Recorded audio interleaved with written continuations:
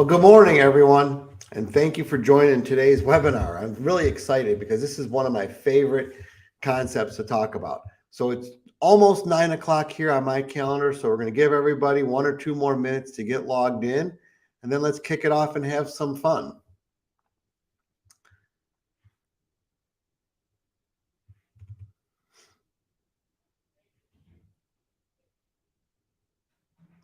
Okay, so as everybody knows, I'm Eric Tarigian. I am an HR professional, 30 years of transformational HR experience, and I'm starting to host these monthly expert series where we talk about different subjects that I have a passion for, subjects that you're asking for, and different concepts that are hot. Today's is all going to be about managing the employee life cycle. So this will be a good, strong 30-minute discussion. My contact information is scrolling on the screen. If you have any questions, please use the comment bar or the question bar, and I'll do my best to get to them.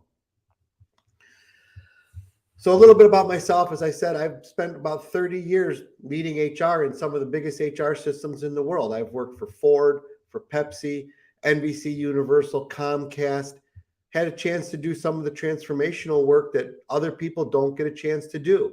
I've done shutdowns and shift offs and union strikes and negotiations, and also built some impressive systems. So took one company from 2,400 employees to 8,000 employees.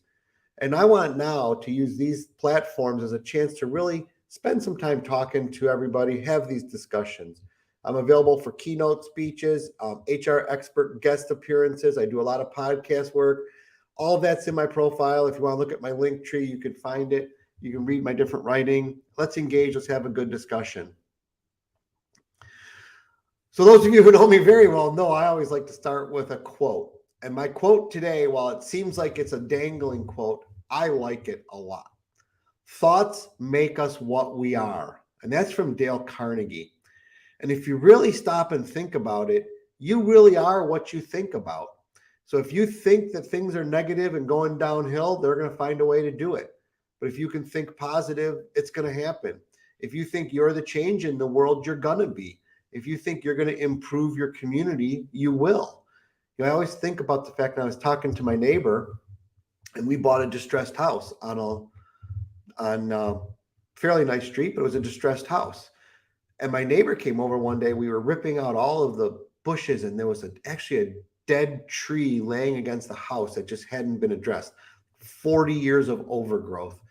And he said, well, thank you for cleaning stuff up. And I'm like, well, geez, if I can't add value to my neighborhood, then why am I here, right? I mean, so that's what you think is what you are. So if we think as HR that we're going to add value to the organization, we will. If we think that we're going to solve this diversity issue, we will. If we think that we're going to solve quality, we will. I remember the UAW, we were talking about quality, and one of the UAW presidents said during a negotiation session, you know, when we put our mind to safety, we solved it. And they were right. He goes, now we're going to put our mind to quality and we're going to solve it. And you know what? They were right. And it happened. Thoughts make us what we are. Powerful quote. So what do I want to talk about today? How do you as an HR leader attract, retain, and develop amazing teams? Why is it attract, retain, and develop? Over the past 30 years, every CEO I've ever talked to has asked for 3 things from their HR team: attract, retain, and develop amazing teams. Everything we do is around one of those 3 buckets. So I have really 5 steps I want to talk about. First is understand your unique value proposition. What makes working for your company special? What is the employment life cycle? So you hear me talk a lot about the employee life cycle, the employee arc. You know, what is the relationship with the employee and what drives it? And I want to share some stuff and talk about that a little bit today. Onboarding, career paths, employee development. Why is it important? Why does it matter? I remember I hired a lady named Finesse Blumenthal, and she was fabulous at this. And her and I spent a lot of time working on career paths and development. And no one could really understand why until you saw the output, until you saw the impact of them. And then the question that we ask all the time, why does anybody even want to work here? What's the value of it? Why should I work for you? And then finally, because I think all of this is good, but how do you tell the world? So there's a lot of geniuses out there with great products, great solutions that are mapped out on their desks. There's a lot of chapters 1 through 12 of novels and how-to books sitting in people's desk drawers. There's a lot of unfinished masterpieces. The difference is not having the great idea. The difference is doing something with the idea. So we're going to tell the world. So let's talk about your unique value proposition. And I put a YouTube link on here because last week's session was 30 minutes on how to build a unique value proposition. If you want to log in, there's the YouTube link. You have to hard code it in, but you type that in, you can get to the YouTube channel. I'll put this video there as well, so you'll see we're starting to build up a library of these. But you need to know your target employees so well that you can build an avatar. And I know people are starting to get sick of this, but as one of my CEOs I was working with told me, once they start to get sick of it, you're starting to have an impact. But I have an avatar. My avatar is a Lego man that I stole from my son Christian's Lego box. But this is who I talk to. This is who I speak to. This is my target. I keep my target right here in front of me, in front of my keyboard. When I'm meeting, I'm talking to my avatar. So I'm speaking to one person. Don't try to speak to 25 people. Don't try to speak to 250 people. You cannot be effective. Speak to someone directly. Okay, so who is your avatar? You need to know who your employees are. What skills do your employees need? Are there special educations, licenses, backgrounds that you require? If you're supporting a healthcare community, there's going to be licensure. So how do you manage that? What do you need? What is the cost of entry? And then if there is a cost of entry, are there programs that we can create to get people through that cost of entry? What traits do you value? Do you like people who work on teams or independently? I spent a lot of time working in Japan, and I was the head of HR for a Japanese auto supplier. And the Japanese work entirely in teams, almost to the frustration of the Western leadership. But if you don't understand these things, you can't support them. So you have to understand how people fit together. Do you value independence? I worked for an domestic OEM that valued independence. So they valued independence, and there was a lot of competition between people, and it got to be a very politically charged environment. Now they drove high performance with this, but you've got to be the right person to survive in that. So you have to understand all of these traits. And then do you value people who speak up, or do you want people who go along? I mean, that's just more of a cultural temperament perspective and question. And then how do you work? What's your modality? So work from home. Work from home is on the most aggressive arc I've ever seen. So it came on fast, it arced, it hit a peak, and now some people are trying to say it's declining. There's going to be some combination of hybrid work for the rest of our lives. The old fashioned, when I started, you went to work every day, 9 to 5, 7 to 7. You reported to an office building, and you parked your car and probably in pretty much the same spot every day. You walked in the morning with your coffee and got your donuts or your bagels or your oatmeal, and you sat and you had time with your team, and then you went off and you did your work, and you worked all day, and you went and had lunch somewhere. You got back together and you worked all afternoon, and then late in the afternoon, I worked with one gentleman who used to always say, let's go down and get some candy and Verge Seal. That's why I love working with you, because I love walking down and getting candy. But we would go down and we'd get like a little snack. We'd come back up, and then you'd drive home to your family. So you would spend more time in this work environment than you ever even would with your family. But that's the way work got done. That reality is probably gone. So for the past 2 years, people have got up, gone and set up their computer, come back and had breakfast with their kids, helped get their kids ready for school, maybe rode with them, dropped them off at school, came back, were probably fairly highly effective, ate their lunch, worked all day. Maybe in the afternoon, if they took a little siesta, they rested on the couch for a little bit, got back to work. Productivity never went down. So as employers, we need to ask, why do we care? Why do we care how our employees work? We got to care what they get done. Now, there's a lot of teamwork that needs collaboration. All of this, you just need to lay all of this out and make smart decisions. I'm obviously a big fan of hybrid. There's got to be some mix and some balance. And then I keep challenging people to think about, what does success look like? So what causes an employee to succeed in your organization, and what causes an employee to fail in your organization? And that's good to know, because that's how we're going to coach and teach people. So the employee life cycle. So I want you to think about the employee life cycle as an arc. First, we have talent acquisition, which is where we attract people to our organization, right? And then we have, once we've signed an offer letter, and I asked this question on my last webinar, and I want you to type in the comments box if you know the answer. What do you call a candidate after they've signed their offer letter before they've started to work? So there's a technical term for it. Okay, so Joanne says pre-start employee. Close. Anyone else? Here's the term that you use. Employee. The day they sign that offer letter, they're an employee, and we've got to start engaging them. That's why you'll see onboarding starting under attract, but then it fits under develop. So you have talent acquisition, then you move into talent management. So talent acquisition and talent management share this onboarding experience. So what is the day 1 experience? What's the day 5 experience? What's the day -5 experience? Okay, what's the day 90 experience? What's the day 365 experience? And what's the day 3000 experience? These are all the things that talent management needs to think about.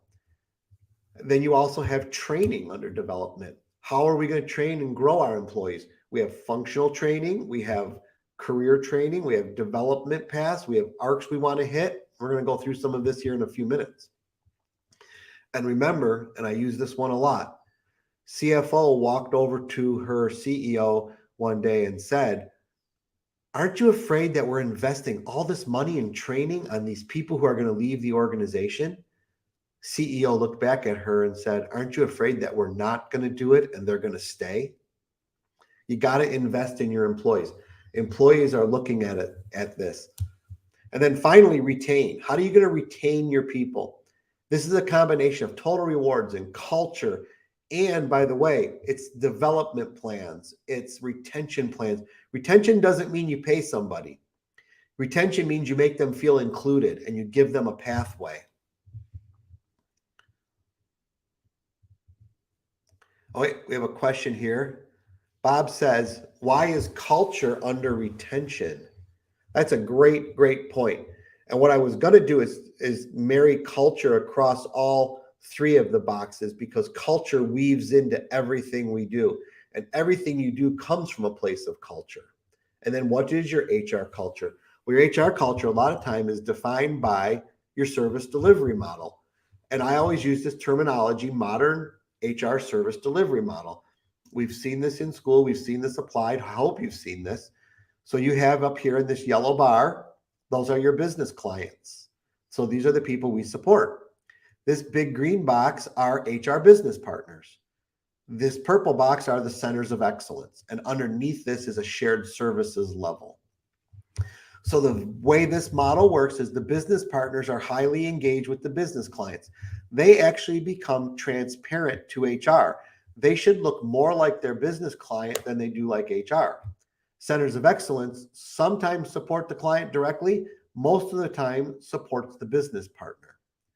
So you can have your business partners set up here, and then these are HR professionals who work closely with the business to lead people leadership issues. Then you have your centers of excellence, and these are experts with specialized leadership skills to deliver critical areas. I like to always have employee experience as one, then talent acquisition, talent management, total rewards, and training. Now, I've reversed this a little bit, and I've pulled training in front of total rewards, but not since I made the graphic. But what I want you to see in here is here's that employee arc bookended by what's the experience and what's the value of being here. HR is about managing the relationship with the employee. If we get that relationship right, then we will have highly successful employees who are engaged and want to be productive and effective. Across the bottom, I like to have HR shared services. And this is program management. This is data analytics. This is accountability. This is the stuff down here that makes all of this stuff up here work. So employee development, what is it? Onboarding. I'm going to say this, and you're going to hear me say it enough times, you're going to get sick of it. If you wait till day one to start your onboarding, you are too late. Onboarding starts the day the person signs the offer letter. You've got to start your onboarding earlier. What should onboarding be? There's a certain set of paperwork that needs to get done. There's some compliance things that need to get done. Once those are taken care of, now you've got to start the cultural indoctrination of the employee. You've got to teach them your norms. You got to show them what to do, and you need to prepare them.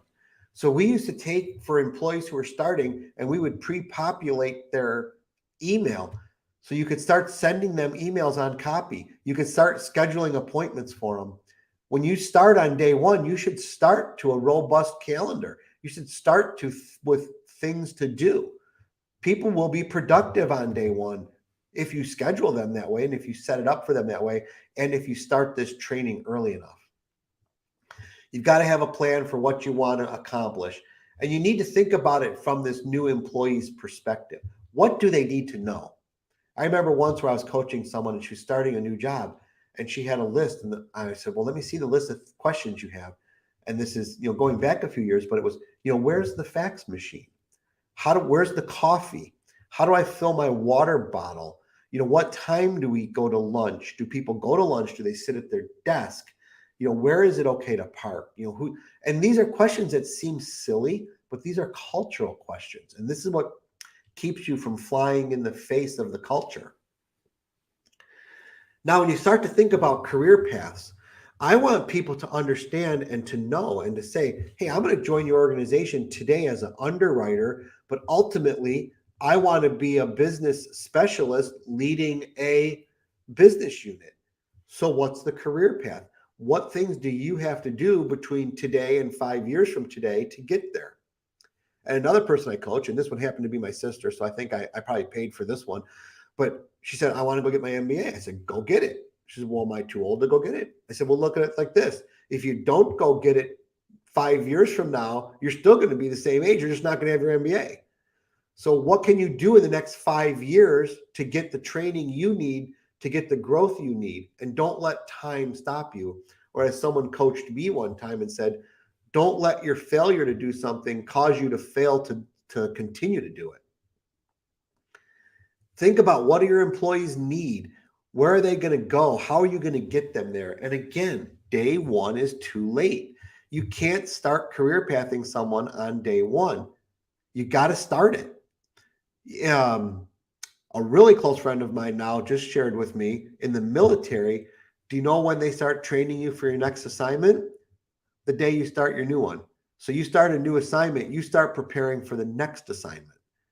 So the military is constantly advancing, constantly evolving, constantly teaching. It's a learning organization. And then functional training. What do people need to know to do our jobs? Compliance training. What do we need to know to do things legally, compliantly? How are we going to follow the rules? What compliance training is fresh? What's new? And then what value can employees get beyond the experience?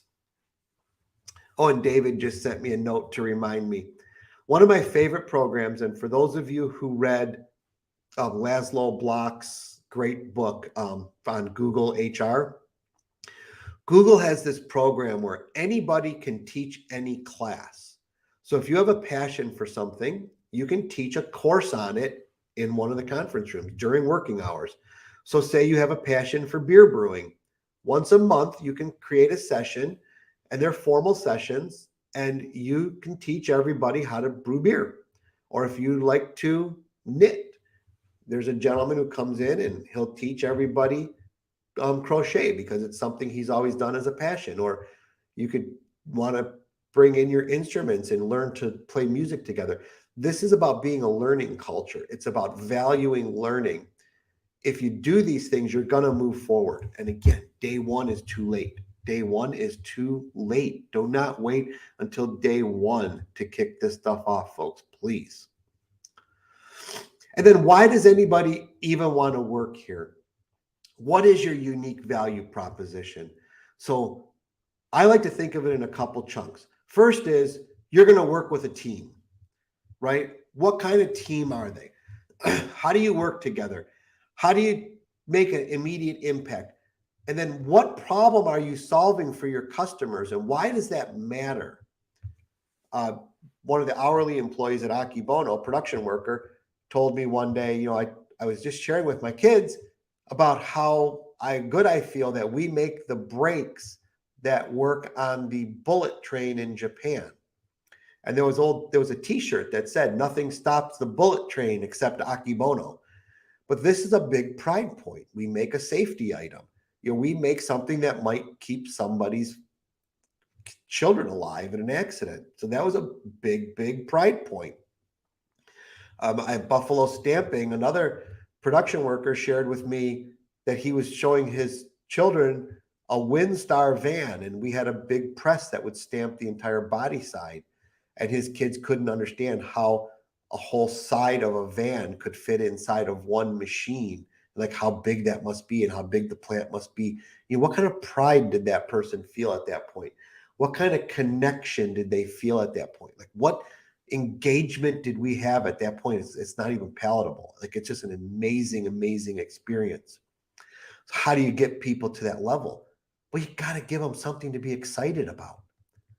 You give them something to be excited about. You give them something to be happy about, and they're going to be happy doing it. My wife and I think I've shared this story a lot. My wife and I had a Chick-fil-A right outside of the street that went into our subdivision in Denver. And it didn't matter what time of day, unless it was Sunday, didn't matter what time of day you drove past, and there was an incredible line. And the people in that restaurant were working hard, very, very hard, continuously. And we stopped in one day because we'd never had it. And we ordered our sandwiches, and the people are so nice and friendly. And Nicole looks at me and she goes, how do they make everyone so happy? Like, what do you think they're doing that's driving all this happiness? So, well, first, they're hiring happy people. And then second, they're giving them a mission. They're giving them a purpose. They're giving them something to connect to. They're giving them something that matters, that means something. Find that and do that. And you're going to have a lot of people that can answer this question, why would anyone work here, with a great answer. And then, is the work meaningful? So are you working for a hospital system?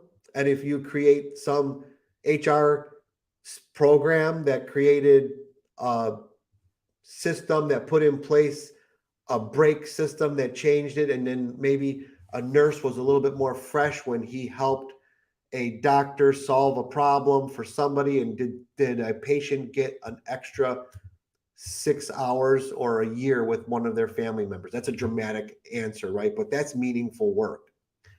Okay, but what about if you work for Pepsi? Was that meaningful work to sell soda pop to people? Yes, because you're solving a problem for them. You're creating a connection for them. Maybe it's a birthday party. Maybe they're having a birthday party for their son. It's his first year birthday party, and they want to have some nice refreshments for people, and you provide it, and you're doing meaningful work. Find a way to make the work meaningful for your team. And then I bring to total rewards last.